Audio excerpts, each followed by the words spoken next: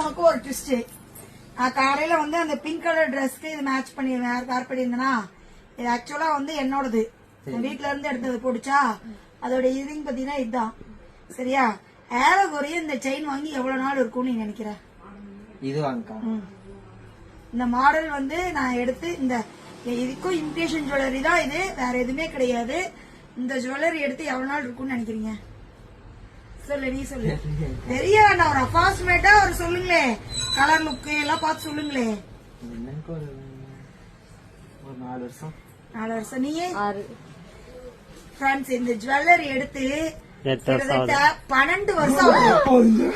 யாராவது imitation jewellery இவ்வளவு நாள் இருக்கும் அப்படின்னு நினைச்சே நம்புவீங்களா?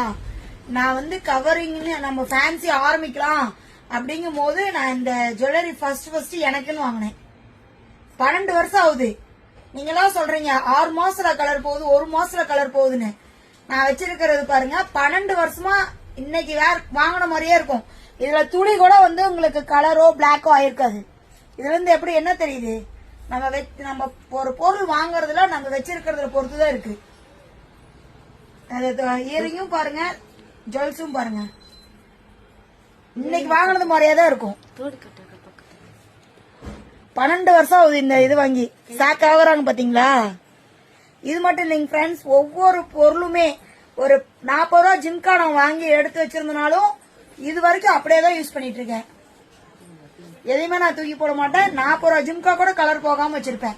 என்ன காரணம்னா நம்ம அப்படியே யூஸ் பண்ணிட்டு அப்படியே விசிறக்கூடாது.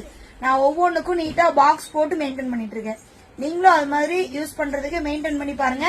கலர் ரொம்ப நாளைக்கு நிற்கும், எந்த பொருளும் வேஸ்ட் ஆகாது. ஓகேங்களா? ட்ரை பண்ணி பாருங்க.